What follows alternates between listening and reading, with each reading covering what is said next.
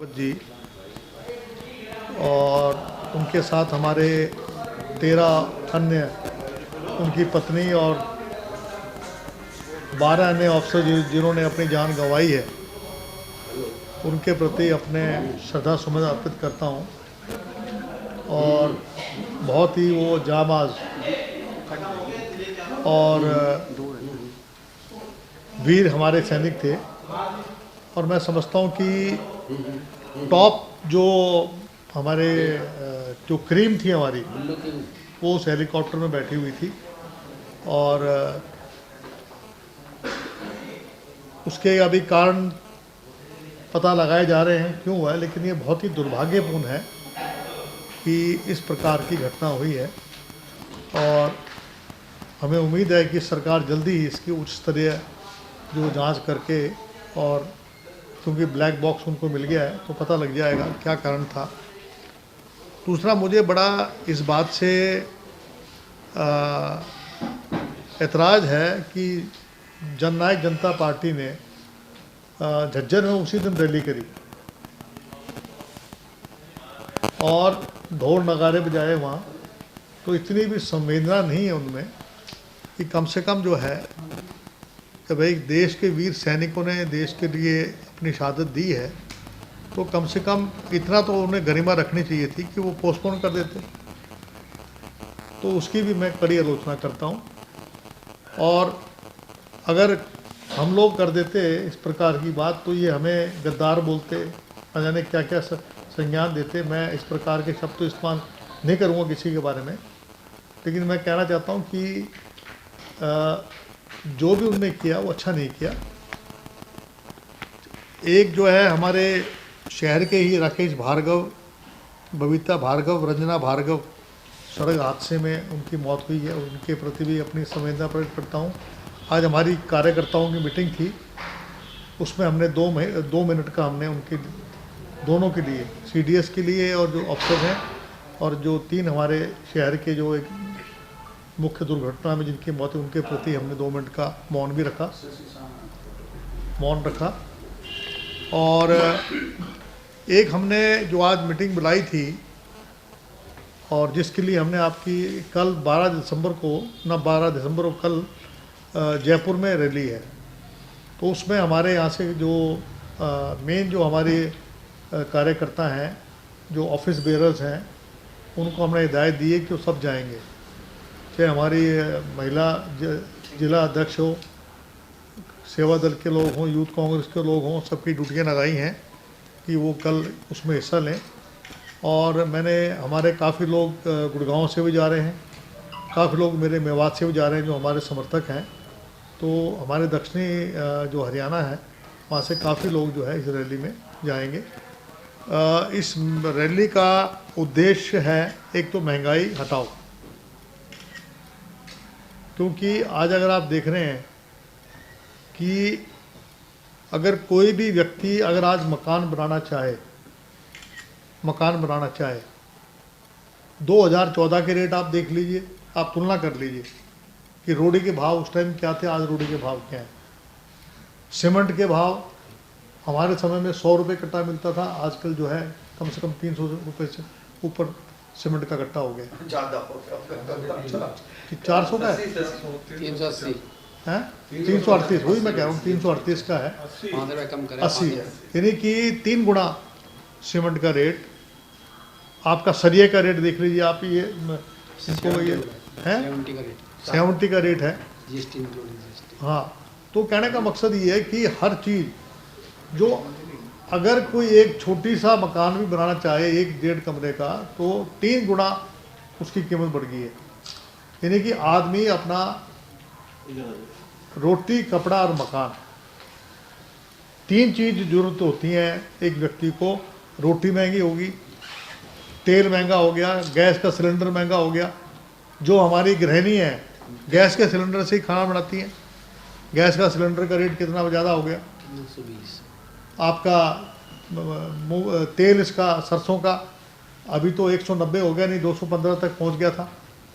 और आपका दालें देख लीजिए आप, कोई भी दाल ऐसी नहीं जो 150 रुपये किलो से कम हो। हमारे समय में यही 60-70 रुपये हुआ करती थी। यानी कि महंगाई ने कमर तोड़ दी है जनता की कमर तोड़ दी है। और आपका जो चाहे वो क्रशर हो, डीजल है, पेट्रोल है, इसके आप भाव देख लीजिए। इन्होंने 100 की सेंचुरी मार के फिर उसके बाद 10 रुपये और 5 रुपये कम करके, भाई पहले तो आपने जो है कभी भी जब अंतर्राष्ट्रीय जो मुद्रा के हिसाब से हमारे टाइम से आधा रेट है। हमारे टाइम में एक्साइज ड्यूटी 7 रुपये होती थी, इनके टाइम में आज 32 रुपये एक्साइज ड्यूटी है। तो उसको कम क्यों नहीं करते एक्साइज ड्यूटी को, क्यों नहीं कम करते? लेकिन क्या है, सरकार की नीयत में खोट है। और एक हमारे जो किसानों ने जो संघर्ष किया वो भी रंग देखे है। जब ये रैली डिक्लेयर की थी उस टाइम किसानों ने कहा आंदोलन वापस नहीं हुआ था जब डिक्लेयर की थी, लेकिन जो है किसानों का, जिसे कहते हैं कि किसानों की ये बहुत भारी जीत है। तमाम अभी आपने देखा होगा टकैत जी वहाँ गए थे, विपिन रावत जी के वहाँ पर भाजपा के लोगों ने नारे उनके खिलाफ लगाए कि डकैत है। यानी कि इन लोगों को ये बात गले नहीं उतर रही कि ये जो तीनों काले कृषि कानून हैं ये वापस कैसे हो गए। आप देखिए ना कि ये तीनों काले, माफ़ी भी मांगी प्रधानमंत्री ने, माफ़ी मांगने जो कि जी हम समझा नहीं पाए, वो मतलब कि किसानों की बात को समझ नहीं पाए, उनके बगैर पूछे इन्होंने ये बिल पास कर दिया। और जो मिनिमम सपोर्ट प्राइस है उसके ऊपर भी इन्होंने कमेटी बना दी, इसमें किसान के लोग इसमें शामिल होंगे। जो होर्डिंग की लिमिट है उसको भी ये मान गए कि हम होर्डिंग की लिमिट जो हमने बिल्कुल जो है लिमिट हमने कर दी, तो कितना ही इनके जितने इन्होंने वेयर हाउसेज बना दिए थे अडानी अंबानी ने। जिस तरह बिल गेट्स की हुकूमत है कनाडा और अमेरिका में, उस प्रकार की अडानी अंबानी की भी यहाँ पर पूरी हो जाती है और किसान गुलाम हो जाता है। आर्थिक रूप से, सामाजिक रूप से हम लोग गुलाम बन जाते हैं उनके। तो ये जो चुनाव का डर है कि उत्तर प्रदेश में, पंजाब में, गोवा में, इसके डर की वजह, और यूपी में जिस तरीके से लखीमपुर के अंदर इन्होंने जो जीप के नीचे कुचल दिया था, उसकी तो जितनी निंदा की है। और मैं मुबारकबाद देता हूँ राहुल गांधी जी को, प्रियंका गांधी जी, जिन्होंने उसी रात को ही प्रियंका जी पहुँची हैं, गिरफ्तारी दी है। कोई भी विपक्ष आज, भले ही हम ये लोग कहते हैं कि हमारी पार्टी जो है यूपी में जो है वो चौथे नंबर पे है, मैं कहता हूँ चौथे नंबर पर तो नहीं है। हम जो है बीएसपी को तो हमने क्रॉस कर ही लिया वहाँ, और आज हम लड़ाई में आ गए। वहाँ पर यूपी के अंदर जो है एक मुख्य विपक्ष की भूमिका, मेरी भी वहाँ ड्यूटी लगाई गई है। अभी थोड़े दिन पहले प्रियंका जी ने मीटिंग ली थी, उसमें मेरे को भी वहाँ लगाया गया है। मैं भी वहाँ जाऊँगा और मेरे को जोन दिया है, जैसे आजमगढ़ है, रायबरेली है, अमेठी है, अपना इटावा वगैरह, जहाँ जहाँ हमारे बैकवर्ड क्लास के लोग हैं वहाँ हम जाएंगे और प्रचार करेंगे। एक एमएसपी की गारंटी के लिए भी इन्होंने कर दिया है।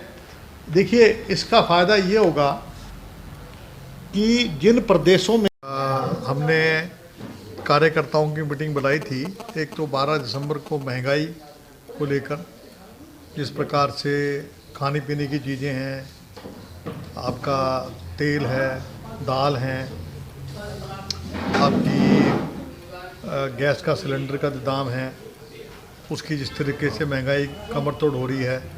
इवन जो सीमेंट, बजरी, रोड़ी, जो घरों में अगर आप छोटा सा एक मकान भी बनाना चाहें, यानी कि रोटी, कपड़ा और मकान, आज सब कुछ महंगा हो गया है। आज दाल जो है, कोई भी दाल 150 160 से ऊपर नहीं है। तेल जो है 190 रुपये हो गया है।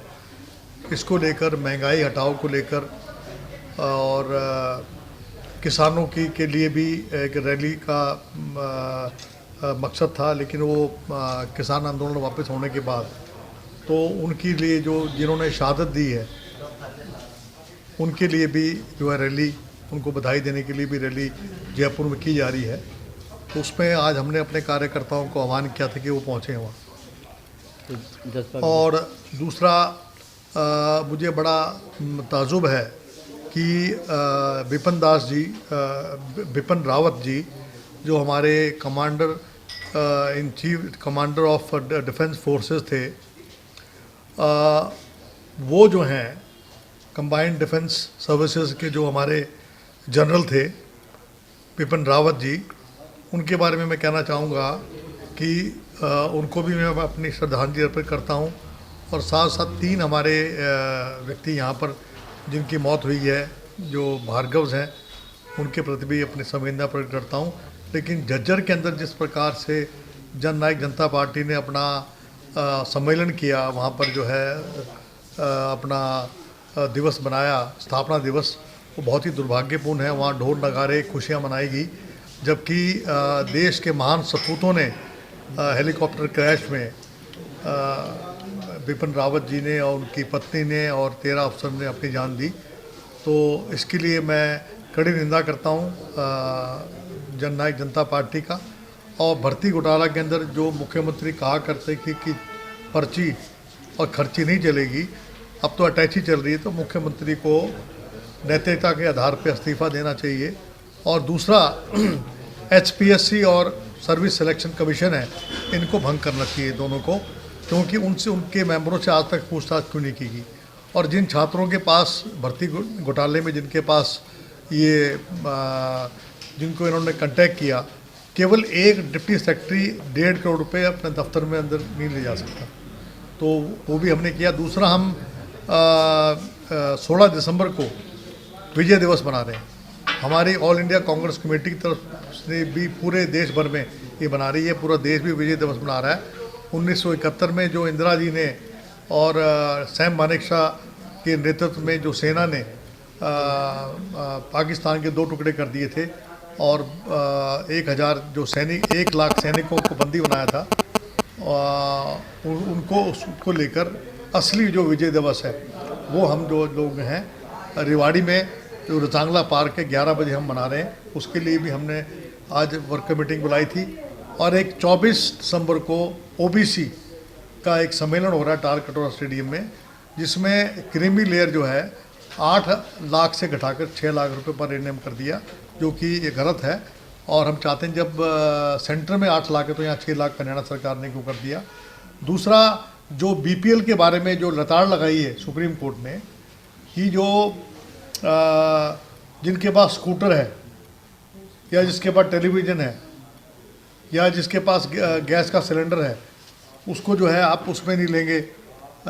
रेफ्रिजरेटर अगर किसी के पास है तो आप BPL में नहीं लेंगे। उन्होंने कहा ये तो कोई किसी को तोहफे में भी दे सकता है शादी में, तो उसके ऊपर दोबारा से आप विचार करें। पक्का मकान भी किसी का है तो उसकी आमदनी नहीं हो सकती है।